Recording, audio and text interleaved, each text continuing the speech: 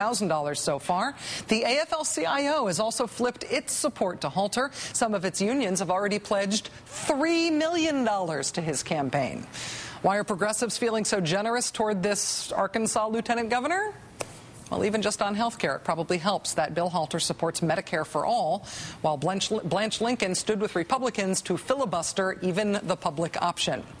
Bill Halter will be a guest on this show tomorrow. As I said last night, we have invited Senator Lincoln to join us a number of times. She's never before said yes, but today we spoke to her spokesperson and we are hoping to work out a date soon. Yes, we would love to have you, Senator Lincoln, really. Please stay tuned. Today, the Twitter feed from NBC's chief foreign correspondent Richard Engel made for some pretty good reading. He writes, Iraq flew in from Amman. They're using bigger planes now, and no spiral corkscrew landing. A good sign. This next one said, Iraq just saw a parking lot on a U.S. base. I'd seen it before, filled with American Humvees. Now it's full of SUVs of security companies. In just a moment, we'll be talking with reporter Michael Hastings, who is on his way to Iraq as well to cover this weekend's elections there. Michael's been in and out of Iraq a lot recently, including hanging out with Ahmed Shalabi. Beyond the headlines about the election, though, the big news about Iraq today and about life during wartime is that the contractor KBR, which used to be part of Halliburton, just got themselves a new U.S. government contract for work in Iraq, a contract that could be worth as much as $2.8 billion. You'll recall that KBR also had the contract to do the electrical work on living quarters for U.S. troops in Iraq. 24-year-old Green Beret Staff Sergeant Ryan Maseth was killed by electrocution while taking a shower in living quarters maintained by KBR. 17 other deaths of U.S. service personnel by electrocution were investigated concerning that KBR contract in Iraq. In fact, Sergeant Maseth's hometown news outlets just Thursday reported that KBR, the company tied to his electrocution death, KBR, would not be getting a $25 million bonus payment from the government. But then get this, the very next day, on Friday, forget that little piddling $25 million penalty, the very next day, KBR was told they're getting a brand new $2.8 billion deal. I love the smell of accountability in the morning. Joining us now is Michael Hastings. He's covering the elections this weekend in Iraq for GQ. He's been in and out of Iraq a lot recently and over the last few years. His book, I Lost My Love in Baghdad, is just now out in paperback. Michael, it's good to see you. Thanks for coming in. Thanks for having me. As you're heading back to Iraq, are you heading back tomorrow? Tomorrow, yeah. Do you feel like these elections are the first time that Iraq has been back on the radar screen for a while now? Well, besides the Hurt Locker, basically. But I think it's significant now that the debate about Iraq has moved from a policy debate to how we're going to remember Iraq and what narrative and legacy the United States leaves behind when they leave. Yeah. I think even these elections are almost just a blip compared to the news in Afghanistan. I would definitely say that Iraq has fallen off the radar, and there's a collective desire that I think we have as a country to put it behind us. When you are in Iraq these days, what's the role, what's the function that you can perceive of the 110,000 U.S. troops who are still there? They're very bored. They're sitting around on bases complaining about how bored they are for the most part. They'll probably be busy these next couple of days, obviously, as they help the Iraqis prepare for the election.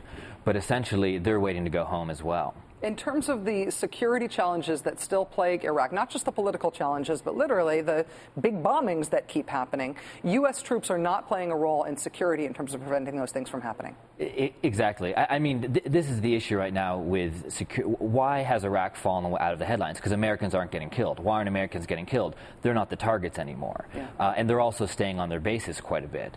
So the security challenges are all the attacks have been aimed at the Iraqi government, and these are significant attacks, massive car bombings, Oklahoma City-style bombings every couple of months in the capital city. There's been a rash of political assassinations, detentions, politically motivated detentions. Kidnappings have increased recently as well. Members of the Independent Election Committee have been kidnapped and targeted for assassination as well. One of the things that's happened that has made, at least inside the newspaper headlines here, is that a number of candidates, hundreds of candidates, suddenly disqualified from running in these elections this month. What happened there? Who done it?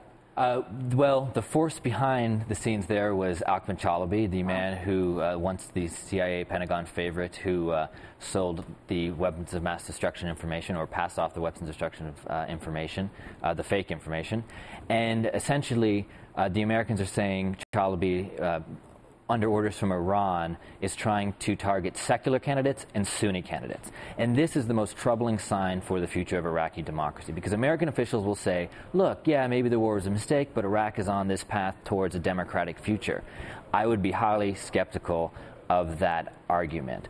What we're seeing now is the Shiite-dominated Islamist government in Baghdad consolidate its power, and they're doing this by any means necessary, and one of the ways they're doing this is to legally take out their political opponents. You wrote at True Slant recently, Iraq will have very little resemblance to any of the imagined U.S. foreign policy goals that Iraqis and Americans were asked to sacrifice their lives for. Is that why? Because we're not, there's no Western recognizable democracy taking shape here? I think, you could point to signs that there are some recognizable sort of trappings of democracy. Yeah. But yeah, I think what we're going to see this weekend, and the argument I'm making, is that this could be Iraq's last election. Essentially sort of the final democratic gasp Iraq has, the final purple-fingered farewell salute before falling back into its familiar pattern of authoritarianism. Here's a little anecdote. I'm sitting in the election commission building speaking to an election official, an Iraqi election official. And this official tells me that if Saddam Hussein was on the ballot today, I would vote for Saddam Hussein. Wow. Then she went on to say 99% of the people in this office would vote for Saddam Hussein. And that, I think, gives a picture of what sort of sentiment that Iraqis have about the future of their country. They actually want a dictator back. Michael Hastings, contributor to GQ magazine, the author of I Lost My Love in Baghdad, a modern war story, which again is just out in paperback and which I personally highly recommend. Michael, thank you. Thanks for having me. Good luck in Baghdad. Thank you. Coming up on Countdown, Congressman Anthony Weiner on the way forward on health reform, and next on this show, why dogs bark at the Law and Order theme music. A very special update. Stay tuned. The dog world is represented by two separate yet equally important groups. Those that howl at the Law and Order theme song, and those that don't. We asked for your howling dog videos. We got your howling dog videos. Stick around.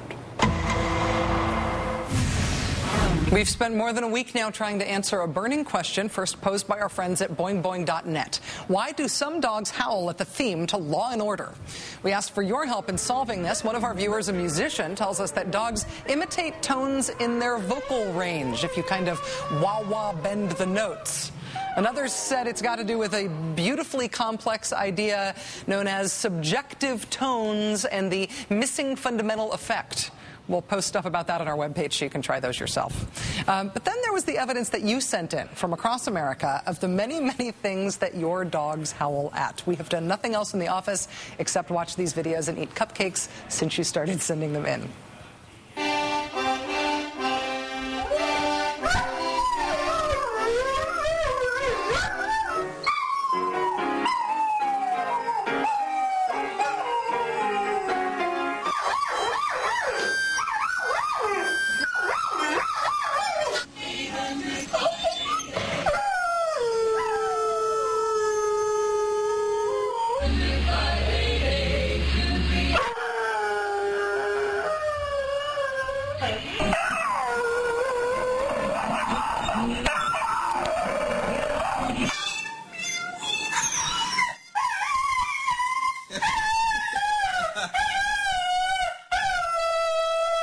This is the Colbert Report.